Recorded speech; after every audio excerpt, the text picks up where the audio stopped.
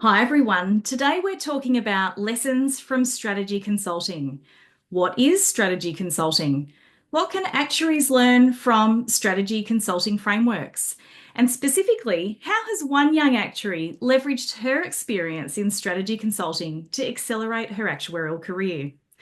Joining us for this discussion is Holly Briffa, a young actuary passionate about transforming data into strategic insights to drive meaningful change.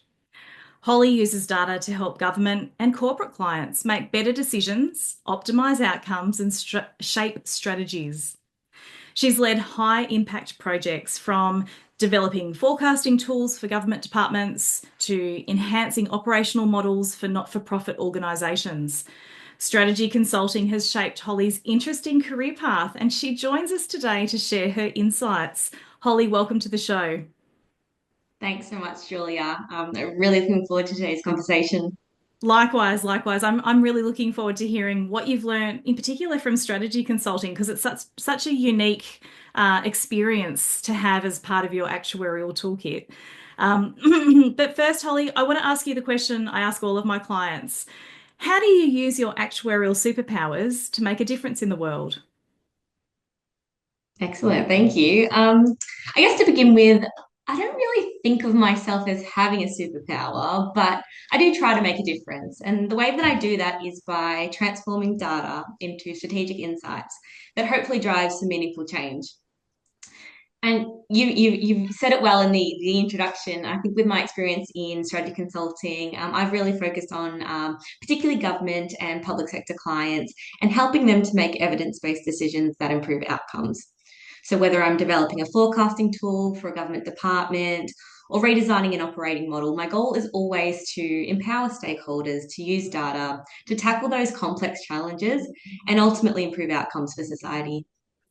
And that's what it's all about, isn't it? Improving outcomes, using data for good. And it's really interesting listening to you reflect on how you use your actuarial superpowers in such a wide, diverse range of applications. And you didn't once mention insurance in there, so which is where many actuaries typically work.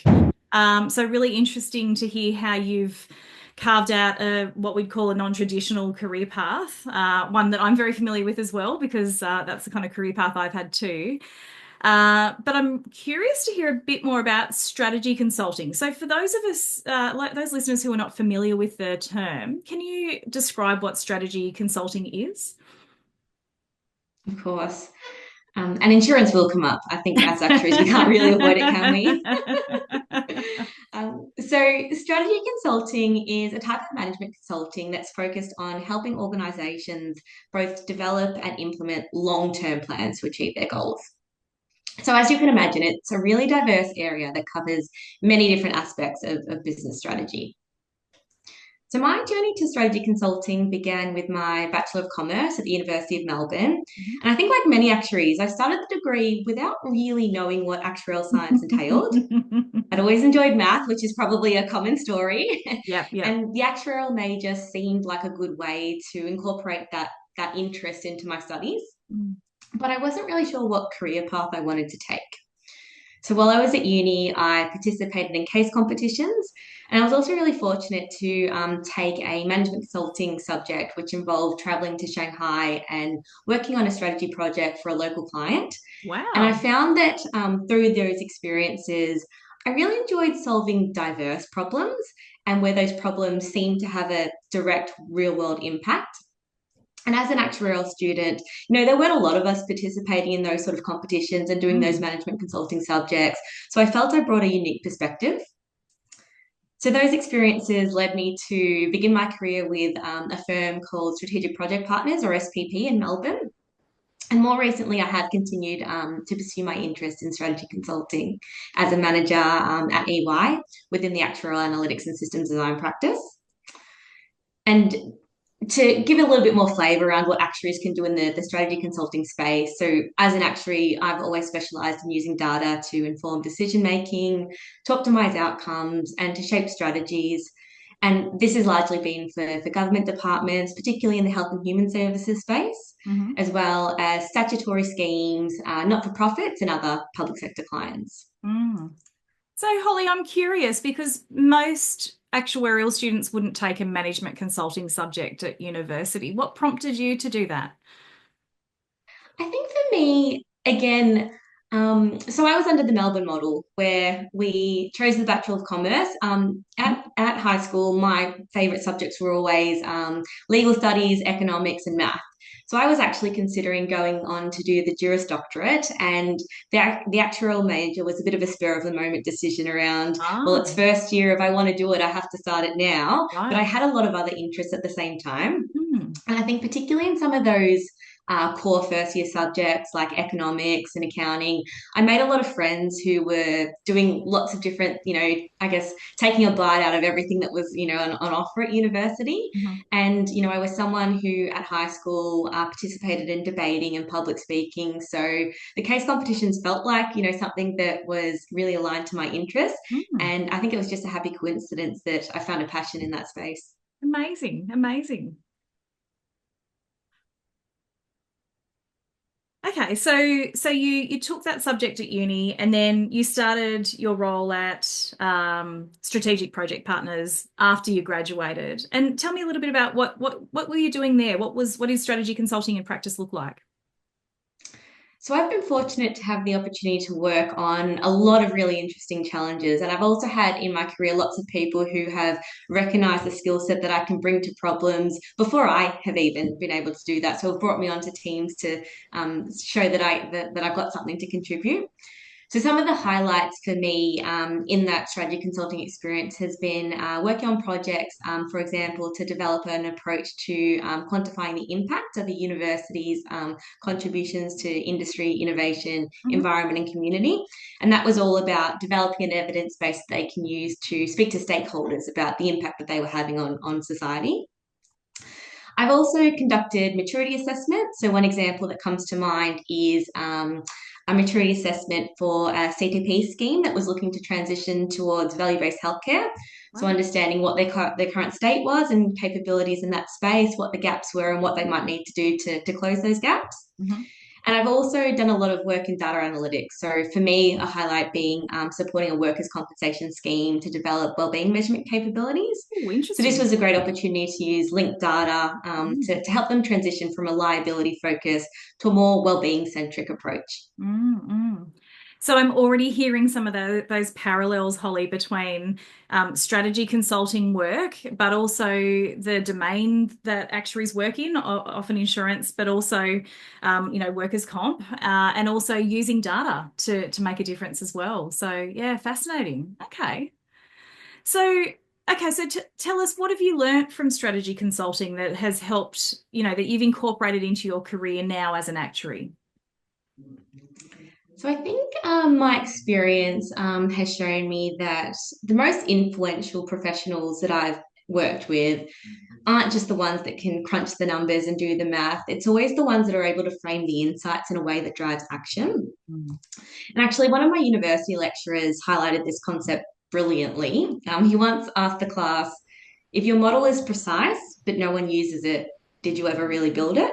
And of course, Oh, that makes me think about that question, if a tree falls in the forest and no one hears it, does it make a sound? yeah, So the yeah. way that I've reflected on that question is, just like a sound without an audience isn't heard, a model loses its value if stakeholders aren't brought along the journey to use it confidently in their decision making. Mm. So for me, if I an overarching learning from strategy consulting is that importance of engaging your stakeholders and bringing them on the journey with you. I think the other area where I've found strategy consulting to be beneficial is sharpening my problem solving skills. So when people think about strategy consulting, I think a lot of people think of frameworks. Mm. And frameworks can be off putting if they're used poorly. But I found that toolkit for structured thinking and problem solving to be really useful and to help me think confidently in a number of different domains and disciplines. Okay. Can you tell us a little bit about those frameworks or tools? Of course. And I think there's really three areas that I believe these frameworks can benefit professionals in all areas. Mhm. And I'd love to share them with you today. This is a predominantly audio medium, so Yes. I'm going to do my best to describe them. But if you are interested in the frameworks, I would really encourage anyone to jump on Google and see the visual representations that go alongside them because I think they are really helpful. Great. And you'll tell us what people can Google to find those visual frameworks. Definitely. Excellent.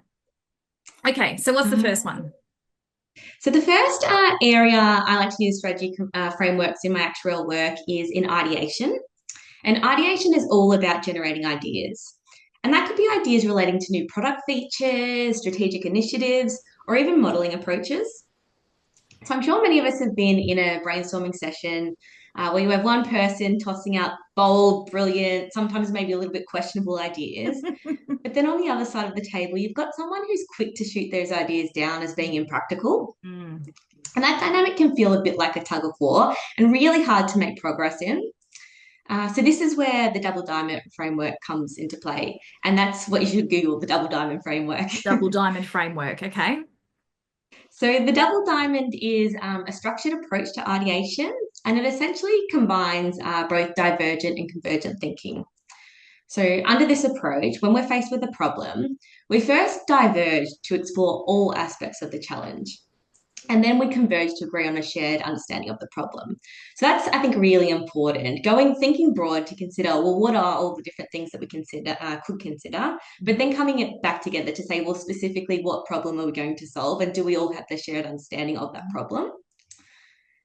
It is a double diamond, so we go again. The next approach is to diverge and brainstorm. Well, what could all those potential solutions look like to the Right. problem we've agreed to solve? And then finally, we converge to identify the preferred way to move forward. Yeah. And I found this approach to be fantastic in guiding stakeholders to really unlock their creativity in a brainstorming process. And that's because it reassures people that we will get to those important feasibility questions before we agree a solution, but that we don't need to start there. Mm. By thinking broadly, we can really explore all those different possibilities before we jump into a solution. So powerful because, when you talk about brainstorming, what springs to mind for me immediately is being in a meeting room, maybe the whiteboard, someone's got a texter, and whoever's the loudest and most dominant in the Mm. room is usually the one that gets the ideas out. And quite often the junior people in the room or maybe the more quiet people in the room aren't heard or like you said might be shot down, and so you miss out on that opportunity of actually gathering all of the Mm. ideas. And so what you've just described is a more of a systematic way to do that, a process around that rather than just a blank canvas, a blank whiteboard to say, okay, what have we got, what ideas have we got? So Definitely. fantastic. I think it helps to alleviate, some people don't particularly like brainstorming processes and can be frustrated about Mm, where are we heading in this mm, process. So I mm. think giving some structure to it can help people to appreciate where you are in that process, what Mm. it's leading to, and if you do have a question around feasibility or those important implementation considerations, at what point we will bring that into the conversation. Yeah, yeah. And in my experience, educating and working and leading actuaries and actuarial teams, having a framework is a really powerful way to move things forward. And I'm generalizing here, but many actuaries find it helpful to have some sort of structure to that kind of process. It might feel a little bit fluffier than some of our numerical analysis. So this double diamond approach, that's been something you've used with actuarial teams? Definitely. And I think even when, in a management role, if I am working with someone and coaching them to develop a modeling approach, telling them that we'll go through these four stages and that, at the moment we're really challenging ourselves to think broadly about the problem or to think broadly about the options, and then we'll subsequently converge on, the way forward. I think that helps people to I think understand what's being asked of them rather than, as you Mm, said, just facing an open whiteboard. mm. Great, love it. Double diamond. I might move on to the next area. Great. What's the So second my one? second area that I like to use strategy frameworks is in decision making. Hmm. And here I like to use a two by two matrix. Oh, And love that's a our good two by keyword to two. Google, the two by two matrix. Two by two matrix. That's what we put into Google. Okay, great. So you can apply decision-making frameworks in conjunction with a double diamond, actually, when you're at those convergent phases of the process and you're looking to make a decision between various options.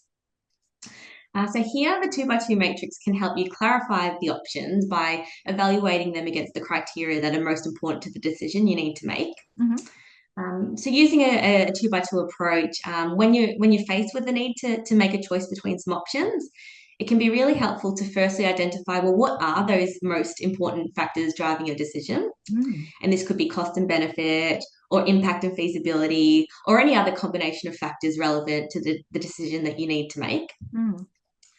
And secondly, I think where the more visual element of the framework comes into place is actually plotting those options on a grid using your two factors as the axes. Okay. So in this way, you can clearly see which one of the options are in that sweet spot against both criteria, Yeah. and hence might be worth moving forward with. Okay. So I know this is, as you said, this is mainly a an audio. I mean, we are on YouTube as Mhm. well, but can you describe an example so that our listeners can visualize maybe what one of those two by two matrices might look like?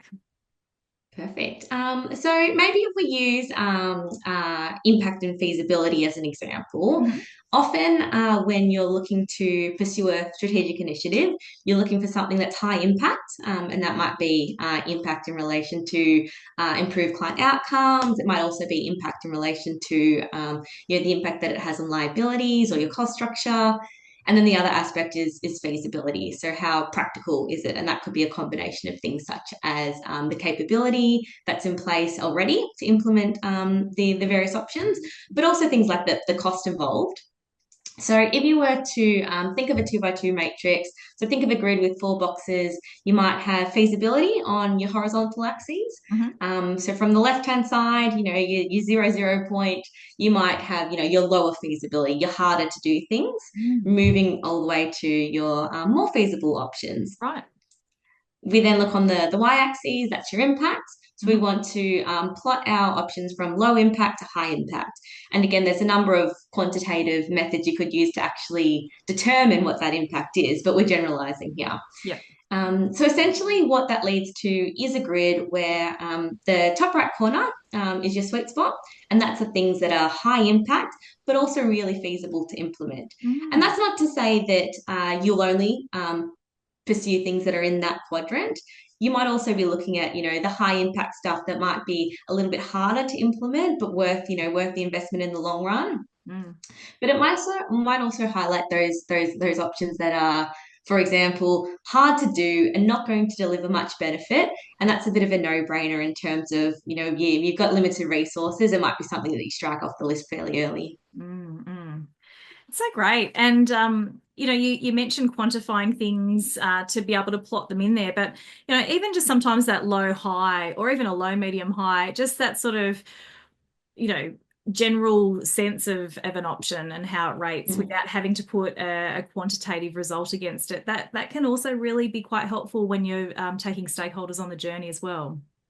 Definitely. And I like that you've brought up the stakeholders, Julia. I think for me, why I really like using a two by two matrix is you can engage the stakeholders in the Mm. process. Mm. And that's both in firstly agreeing on what are the factors that we need to consider in our decision.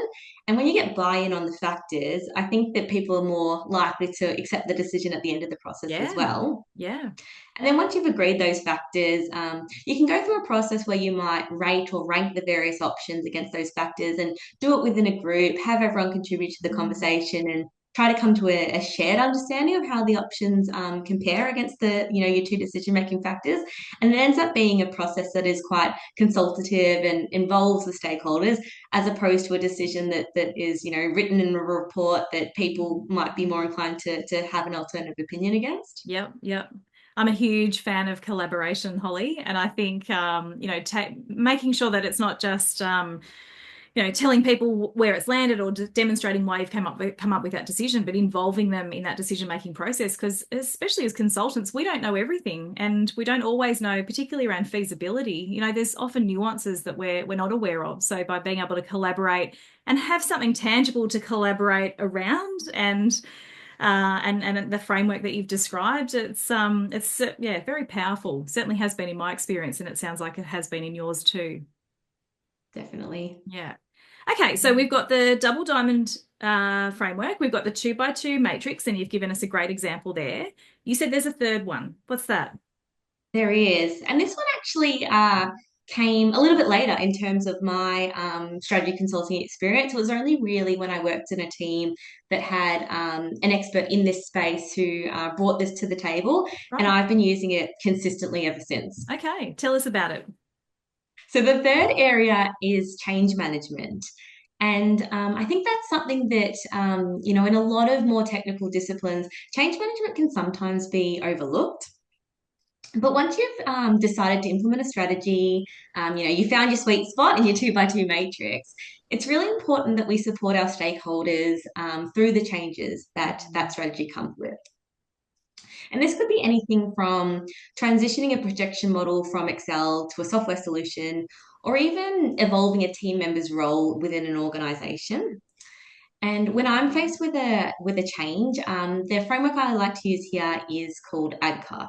So ADKAR is an acronym. We'll Yep. go through those 5 words, but Yep. ADKAR is the phrase to Google in this case. Okay, and ADKAR, ADKAR, ADKAR.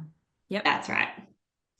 So ADKAR is a structured approach to change management, and it focuses on 5 elements being awareness, desire, knowledge, ability, and reinforcement. Mm, And essentially, this model is a roadmap to guide stakeholders through a change process. And to me, what was new when I first heard about this model was that the model essentially says that these stages need to be navigated sequentially in order to affect change. right.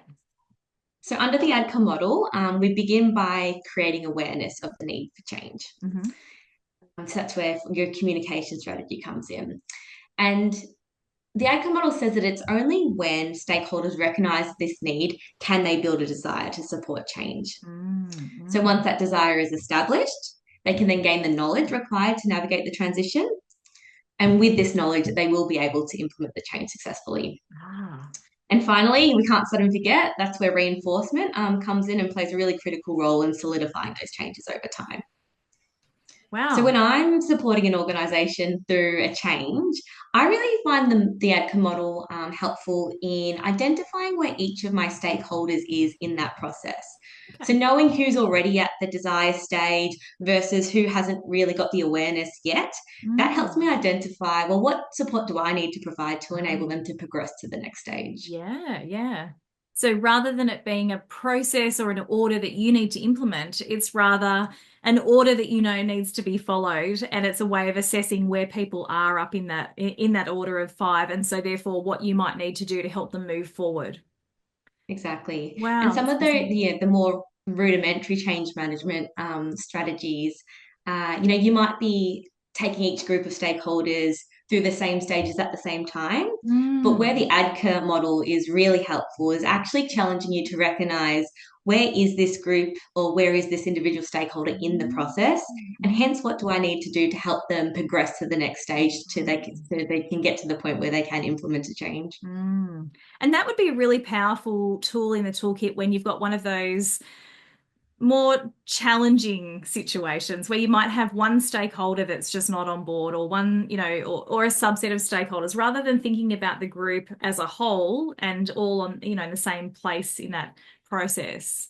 Yeah, I think it can, yeah, just thinking, I'm just reflecting on what you've told me and thinking how useful that could be as a more advanced stakeholder engagement kind of technique in that situation. So, yeah, great. And even in the people management space, if you're managing someone and there's a need for them to make a change in the way that they're approaching things, Mm. again, it can be a bit of a useful checklist in the sense that until they're aware of, a need to make a change, they won't have the desire. And unless they have the desire, they won't be able to build the knowledge and then move through those subsequent stages. So again, a really helpful model that, seems simple when you first describe it. But to me, it's something that I've always got in my back pocket when helping people navigate, a change or a difficult circumstance. Mm, mm.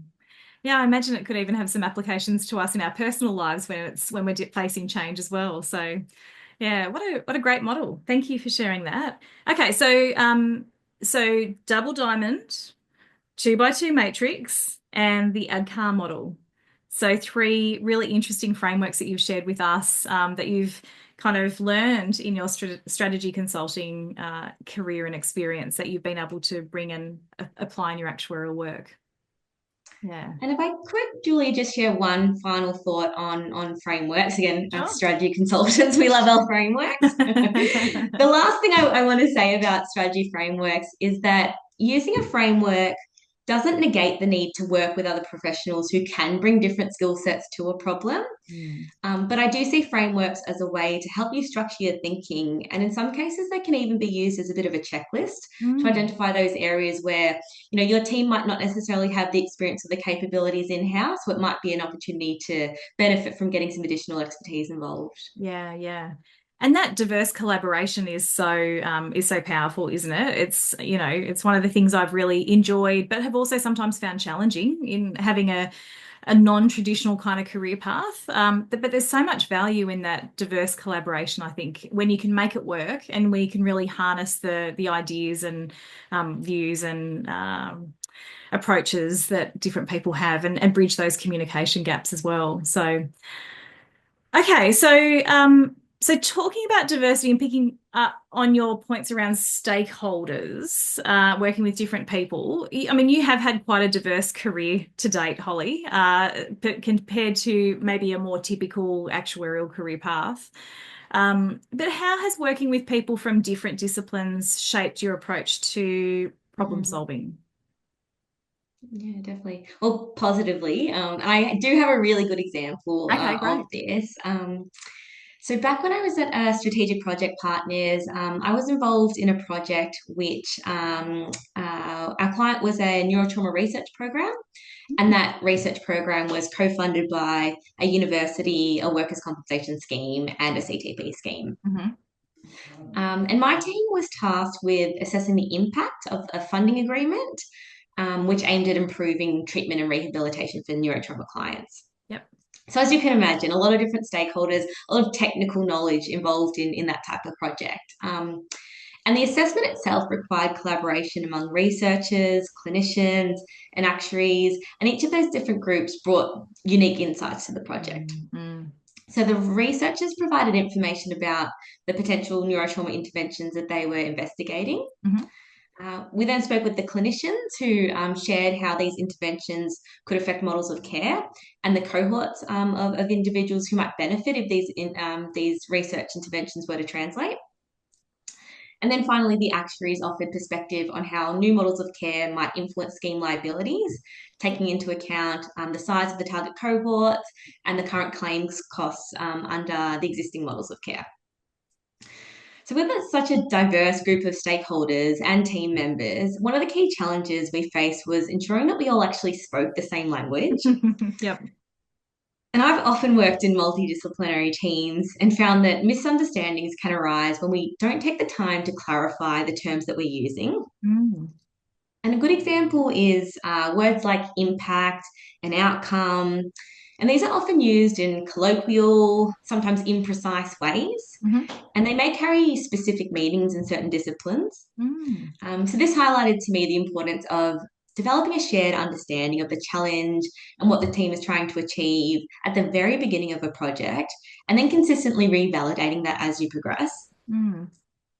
So, if I were to return to the neurotrauma program example, I think by leveraging the diverse expertise, both within the consulting team as well as the stakeholders that were part of the neurotrauma program, we were able to quantify the impact of the research and demonstrate that focusing solely on those financial outcomes didn't capture the full range of benefits.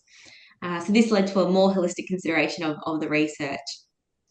And for me, if I were to reflect on that experience, it's taught me that embracing diverse perspectives not only enhances the problem solving approach, but it also contributes to a more comprehensive solution. And when you're working in those teams, again, we had researchers, experts in neurotrauma. No one is ever expected to be an expert in everything. So it's taught me that it's all about bringing together the right team with the right combination of expertise, focusing on a shared understanding of the problem and aligning the language so that we can all understand each other. That's what really leads to better outcomes for all stakeholders. Yeah, yeah, I love that. And some of the most exciting projects I've worked on as well have been those multidisciplinary teams where you've got just people with all this great different expertise. I just want to ask one question on the point you made around, aligning language. What's one Mm. tip that you would have to help align language? I mean, is it a matter of sitting down and, identifying common terms, or, what's one thing that you would do to make sure everyone's on the same page around terminology? Definitely. I think, in again, I typically have worked on consulting projects. So there's usually a problem statement that says something like, assess the impact to society of this research program or quantify the contribution that this university has made to the environment or whatever the problem might be.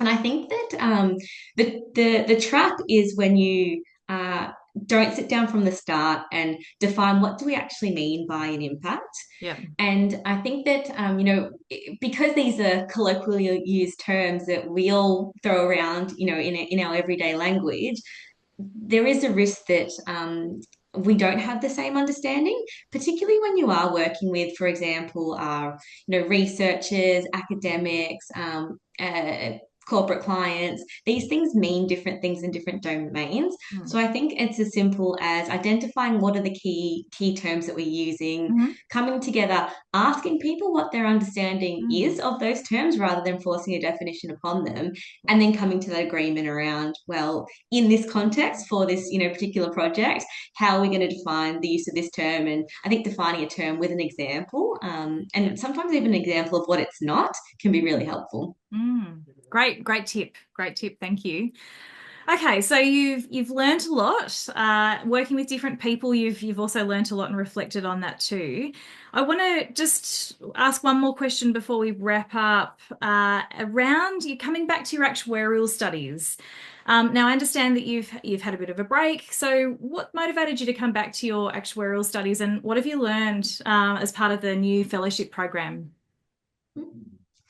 So after completing my undergraduate, I went straight into strategy consulting, and I did qualify as an associate during the early years of my Mhm. career. So this was under the previous curriculum, and I was actually the only individual studying the actuarial curriculum within my firm. So at that point in time, I decided to take a break, and I was working in a non-traditional area. And to speak really honestly, I wasn't sure which subjects from the Part 3 curriculum would be most relevant to me. Mm, mm. So I thought I'd take some time, figure out, which subjects, would be my sweet spot rather than jumping into anything. Fair enough. So as I got deeper into my career, I was able to figure out the areas that I enjoy working in, but also appreciate the value of the qualification. Mm. So this motivated me to return to the fellowship program, and I did that this year, starting with the enterprise management subject. And And I how's that have really going? enjoyed the refreshed curriculum. Yeah. What's different? What are you noticing that's different? I think one of the key messages that's been reinforced both semesters so far from different lecturers is that a well prepared student should pass. Mm.